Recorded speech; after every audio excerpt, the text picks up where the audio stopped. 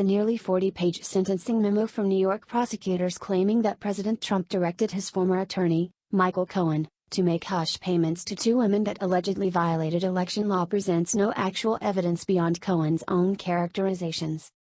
The memo itself, however, paints Cohen as a deceiver who willingly repeatedly lied, and who possesses a fleeting sense of wrongdoing, little remorse and a tendency to place blame on others. The memo laments how the court had to press Cohen to acknowledge that he understood he was lying to a bank. T charges that Cohen's consciousness of wrongdoing is fleeting, that his remorse is minimal, and that his instinct to blame others is strong. While he has legally accepted responsibility, the court should consider at sentencing these transparent efforts at minimizing Cohen's false statements and criminal conduct. While rendering Cohen untrustworthy, the sentencing memo relies on Cohen's own characterizations to charge that he acted in coordination and at the direction of an unnamed individual, one, clearly referring to Trump, to pay off two women who claimed that they had previous sexual encounters with Trump. At issue is a $130,000 payment to porn star Stormy Daniels, which prosecutors argue violated campaign finance law restricting donations to no more than $2,700. Prosecutors say that a separate $150,000 payment allegedly coordinated by Cohen via American Media Incorporated to keep former Playboy model Karen McDougal from going public also constituted an illegal corporate donation. Specific criminal intent is important to establish for successful prosecution of a campaign finance violation, as the Justice Department documents.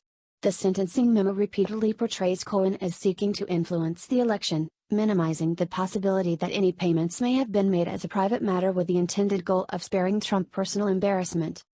The document outright accuses Cohen of seeking to criminally influence the presidential election.